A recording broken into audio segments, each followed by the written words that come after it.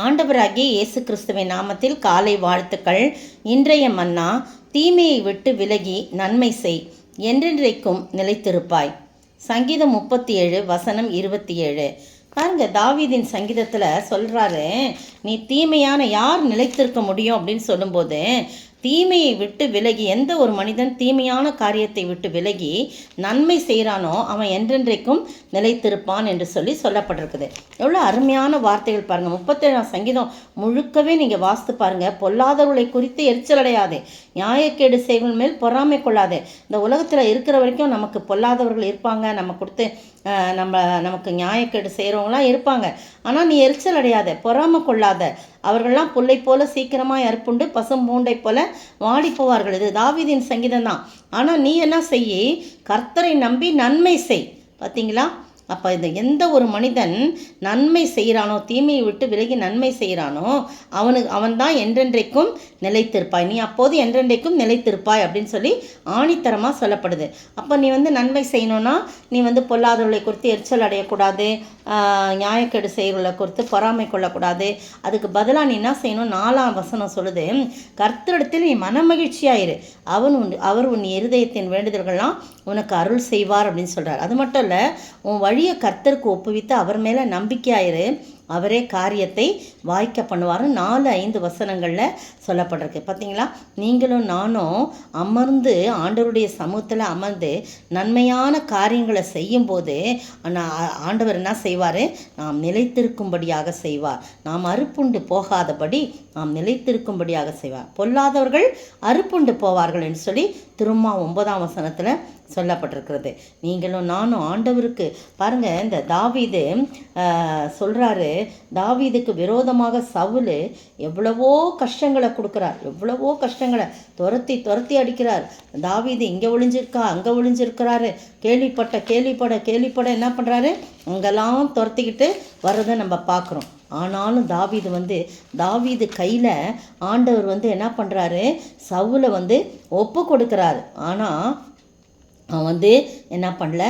தீமை செய்யவே இல்லை. கர்த்தர் அபிஷேகம் பண்ண நீங்கள் 1 சாமுவேல் 24ஆம் அதிகாரத்தில் நீங்கள் பார்த்தீங்கன்னா, சவுல் தாவீது என்கேதி வனாந்தரத்தில் இருக்கிறான்னு சொன்ன உடனே ஒரு 3000 பேரை கூட்டிக்கிட்டு, ஒரு மனுஷனை பிடிக்கிறதுக்கு 3000 பேரை கூட்டிக்கிட்டு சவுல் வரார்.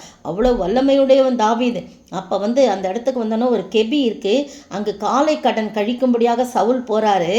அப்போ தாவீதும் அவன் மனுஷரும் அந்த கெபியின் பக்கங்களில் தான் உட்காந்துருக்கான். அப்போ தாவீது மனுஷர் சொல்கிறாங்க, இதோ ஆண்டவர் உடைய சத்ருவுக்கு அவன் கையில் ஒப்பு கொடுக்குற நேரம் இதுதான், நீ அதனால் அவனுக்கு நீ செய், அவனை க்ளோஸ் பண்ணிடுன்ற மாதிரி சொல்கிறாங்க.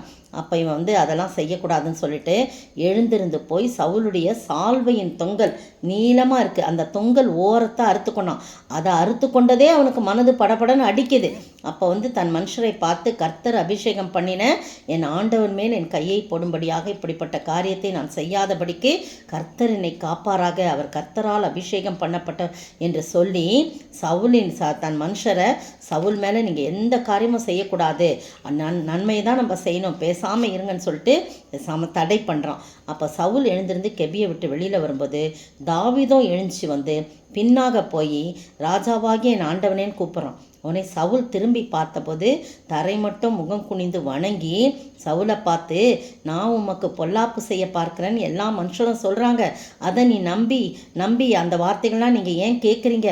இன்னைக்கு கெபியில் கர்த்தர் உங்களை என் கையில் ஒப்பு கொடுத்தாரு, ஆனால் நான் கர்த்தர் அபிஷேகம் பண்ணினவன் மேலே கை போட மாட்டேன்னு சொல்லிட்டு நான் உங்கள் மேலே இதை பாருங்கள், உங்கள் தொங்கலை, சால்வையின் தொங்கலை நான் அறுத்திருக்கிறேன் பாருங்கள், உங்களை கொன்று போடாமல் உம்முடைய சால்வையின் தொங்கலை மட்டும்தான் அறுத்துக்கொண்டேன். கர்த்தர் என் கையில் பொல்லாப்பும் துரோகமும் இல்லை என்பது இது மூலமாக நீங்கள் தெரிஞ்சுக்கிங்க. ஆனால் நீங்களோ என் உயிரை வாங்கிறதுக்கா வேட்டையாடுறீங்க அப்படின்னு சொல்லி அவ்வளோ தூரம் நான் இஸ்ரவேலின் ராஜாவா நீங்கள் இருக்கிறீங்க, ஆனால் நான் ஒரு செத்த நாயை போலோ ஒரு தெள்ளுப்பூச்சியை போலோ இருக்கிறேன், ஆனால் என்னையை போய் பின்தொடர்ந்து நீங்கள் வரீங்க, கர்த்தர் தான் நமக்கு வழக்காடணும் நமக்காக அப்படின்னு சொன்ன உடனே தாவீது இந்த வார்த்தைகள்லாம் சொல்லி முடித்த உடனே சவுல் சொல்கிறாரு. 17 வசனம் பாருங்கள். 1 சாமுவேல் 24:17. நீ என்னை பார்க்கிற நீதிமான், நீ எனக்கு நன்மையை செய்தாய், நானோ உனக்கு தீமை செய்தேன். நீ எனக்கு நன்மை செய்ததை இன்று விளங்க பண்ணினாய். கர்த்தர் என்னை உன் கையில் ஒப்பு கொடுத்திருந்தும் நீ என்னை கொன்று போடவில்லை. ஒருவன் தன் மாற்றானை கண்டுபிடித்தால் அவனை சுகமே போக விடுவானோ? அப்படின்னா மாற்றான்னா எதிரியை கண்டுபிடிச்சா சுகமாக போக விடுவானோ? ஆனால் இன்று எனக்கு நீ செய்த நன்மைக்காக கர்த்தர் உனக்கு நன்மை செய்வாராக. நீ தான் நிச்சயமாக ராஜாவாய் இருப்பாய். இஸ்ரவேலின் ராஜ்யம் உன் கையில் நிலைவரப்படும் என்று சொல்கிறான். பார்த்தீங்களா? நன்மை செய்யும்போது நாம் நிலைத்திருப்போம். தாவீது நன்மை செய்தார்.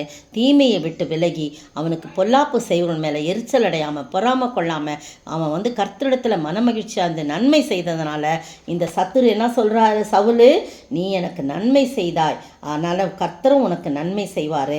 நீ தான் ராஜாவாக இருப்ப. உன் ராஜ்யபாரம், இஸ்ரவேலின் ராஜ்யபாரம் உனக்குள் நிலைவரப்படும், நிலைத்திருக்கும்னு சொல்கிறார். நீங்களும் நானும் கர்த்தருடைய பிள்ளைகளாக இருப்போம் என்று சொன்னார் யார் என்ன செய்தாலும் அவர்களுக்கு நம்ம உடனே பதிலடி கொடுக்காதபடி கர்த்தரிடத்தில் பொறுமையாய் காத்திருக்கும் போது கர்த்தர் நன்மை செய்யணும். காத்திருக்கிறது மட்டும் இல்லை, அவங்களுக்கு நன்மை செய்ய செய்ய கர்த்தர் நமக்கு நன்மையை செய்வார். அப்பொழுது நாம் நிலைத்திருப்போம். அப்படிப்பட்ட ஆசீர்வாதத்தை நாம் பெற்று வாழ ஆண்டவர் தாமே கிருபை செய்வாராக. ஆமீன். தீமை செய்ய நாடுதென்றன் திருக்கு நெஞ்சமே, மருள் தீர்க்கும் தஞ்சமே, மருள் தீர்க்கும் தஞ்சமே. தீய மனதை மாற்ற வாரும் தூய ஆவியே, கனநேயமேவியே, கனநேயமேவியே. தீய மனதை மாற்ற வாரும் தூய ஆவியே. ஆமாண்டவரே, தீய மனது எங்களுக்குள்ள இருக்கக்கூடாது. தீமை செயலுக்கு நாங்கள் நன்மை செய்யவும் அதன் மூலம் நாங்கள் நிலைத்திருக்கவும் நீங்கள் தான் உதவி, உமக்குள் நிலைத்திருக்கவும் நீங்கள் தான் உதவி செய்ய வேண்டும் என்று கர்த்தரும் மீட்பரும் ராஜாவாகிய இயேசு கிறிஸ்துவின் விலையேற பெற்ற நாமத்தில் ஜெபிக்கிறேன் பிதாவே. ஆமேன். நேற்றைய பதில்: ஒருவனும் பிறனுக்கு விரோதமாய் தன் இருதயத்திலே தீங்கு நினையாமலும் பொய்யானையின் மேல் பிரியப்படாமலும் இருங்கள். இவைகளெல்லாம் நான் வெறுக்கிற காரியங்கள் என்று கர்த்தர் சொல்லுகிறார். சகரியா 8:17. இன்றைய கேள்வி: நான் எனக்கென்று எது ஏற்றி எதிலே எதை நிரப்புவேன் என்று சொல்லப்படுகிறது. நான் எனக்கென்று எது ஏற்றி எதிலே எதை நிரப்புவேன் என்று சொல்லப்படுகிறது.